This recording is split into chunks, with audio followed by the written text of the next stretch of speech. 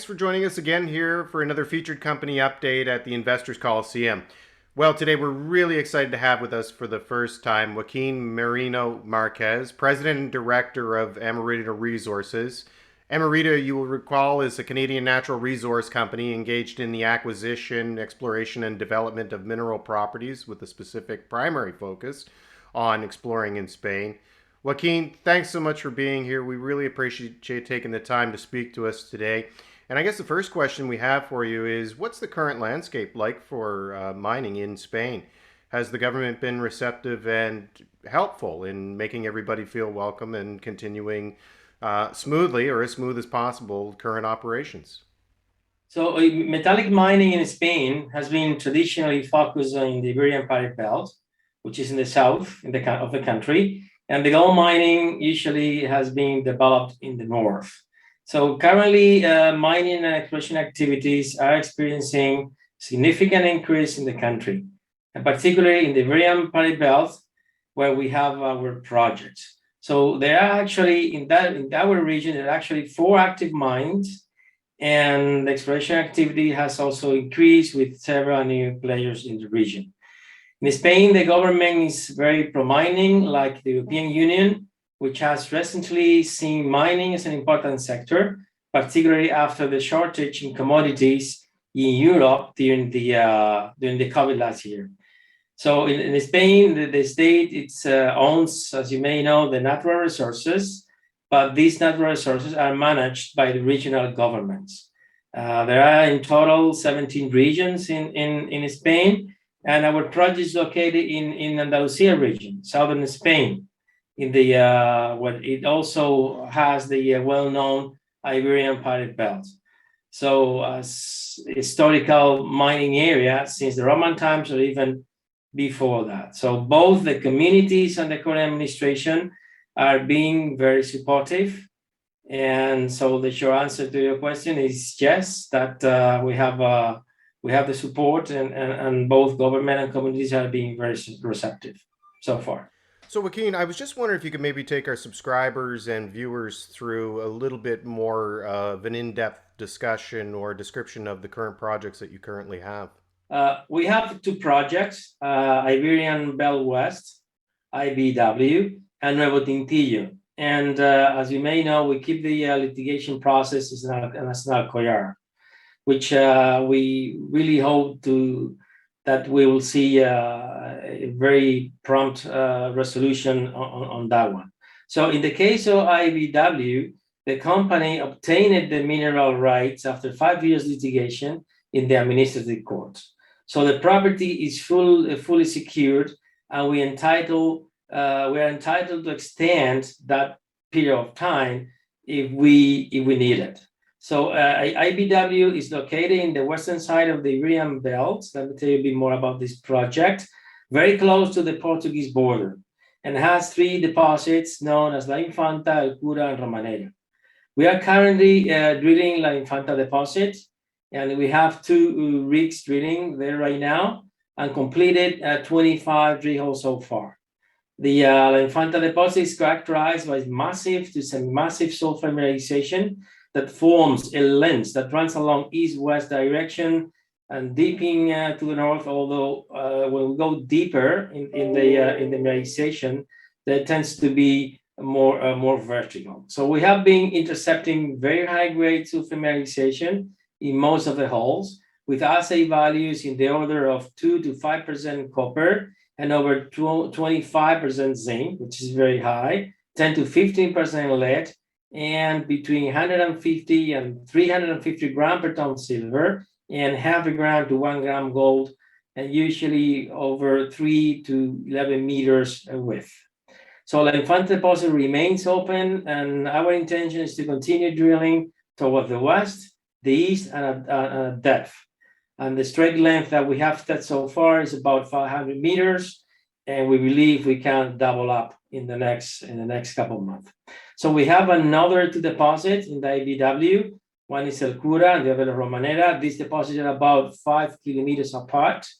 And to start drilling this deposit, we are expecting to receive the environmental permits. And as soon as we get those permits, we'll we'll start drilling right away. So we expect to get those ones also very soon. In the case of La Romanera, and this deposit was drilled by Rio Tinto Mining back in the 80s and 90s, and they reported to contain this not 43101 in compliance, but even though they reported 34 million tons, grading 0.42% copper and about 5% zinc and lead combined, 44 gram per ton silver, and 0.8 gram per ton of gold, within which there is a bigger grade, higher grade resources of about 11 million tons. And the good thing is this deposit also remains open. So as I said, it's not a 43101 resource, but nonetheless, an important piece of information for us. And we also have another property in the Iberian Belt, I mentioned that before, known as Nuevo Tintillo, which represent a corridor of about 25 kilometers long from east to west. And this property is located between the two very well-known mines of Rio Tinto and Aznalcollar. So the location for this deposit is excellent. And well, in the case of Tintillo, the property, just to answer your question, is also very well secure. The property was available. We saw the opportunity and the ground was free, and we put an application on time. So we were granted with the exploration permit.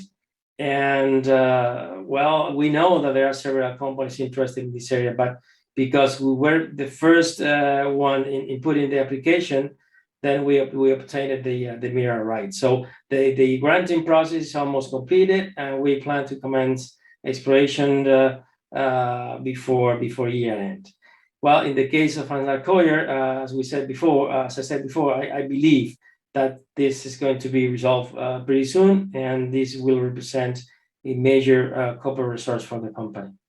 So with all this, Emerita is, as you can imagine, one of the top three companies in the region, with the largest presence in the Iberian Pyrite Belt, with prospects of the highest quality, with clear path towards the future. So in my opinion, it's a very unique situation. And despite all the effort we put into this, I think we're right now in the right place and at the right time, Chris. So, Joaquin, at this point, does Spain have the resources and workforce to accommodate exploration and development of these assets once everything does get rectified? Thanks, Chris, for the question here, because well, I think that the country definitely has the resources and the workforce for exploration work and to develop a new mine. Spain has a good infrastructure. The areas where we have the projects are actually very well connected and well located. And there is no more than a 1 hour drive, believe it or not, to get to the Infanta deposit, for instance, from a major city, which is working exploration. Usually you work in very remote places, right? So several mines in the region are actually managed by local personnel with a very few expats. So yes, we also have in country the workforce we eventually need to develop a project here. So the country also provides the industrial background to support the mining development. And again, the location is exceptional, very close to the harbor in Huelva, 50 kilometers only from our project, one of the largest industrial harbors in southern Spain. Sorry, in southern Europe, yes, as well. And just one last question, Joaquin, before we let you run. But what does the overall work program look like now for the remainder of this year going into 2022? Well, Chris, when it comes to what is next, so from now to the end of the year, the intention is to continue expanding the Infanta deposit, which is the deposit, as I said earlier, the deposit we are drilling right now. So we want to do that along a strike and also at depth. So we hope to reach the critical amount of information and the technical data,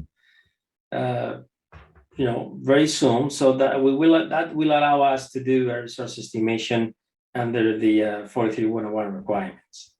So we are also conducting a TEM geophysical survey across the property, which is producing very interesting anomalies. So we expect to complete this program in a few more weeks, and then we will follow those anomalies with drilling. Some of them, they are not outcropping, so we might actually have new discoveries in the area.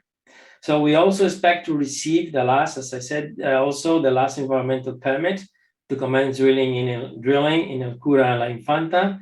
So we have that historical drilling we have will be very valuable to us to initiate the program and also to speed up the exploration work, which it will result in having earlier results and therefore closer to the first resource estimation in La Romanera and El Cura as well. And then, Tintillo, we're in the first phase of surface exploration, completing detailed geological mapping and surface sampling. And we hope to generate some targets that will be also follow up with geophysical survey and later on with drilling. And we hope to achieve all of that in the first quarter of 2022. So we also plan to do some metallurgical tests because once we have the resource estimation, we want to advance into the economic studies, which we'll also start thinking on pre-feasibility studies. The company is well funded, and I think we could achieve that within the next year. Well, Joaquin, thank you so much for being here. We really appreciate you taking time out of your day to talk to subscribers and viewers, and we're going to look forward to having you back many more times. That's for sure. There's a lot of great things still to come for Emerita Resources, and until then, we'll talk to you soon. Well, Chris, thanks very much for having me on and for your time and your patience with me, and hopefully you find interesting what we're trying to do here in Spain. Thank you very much.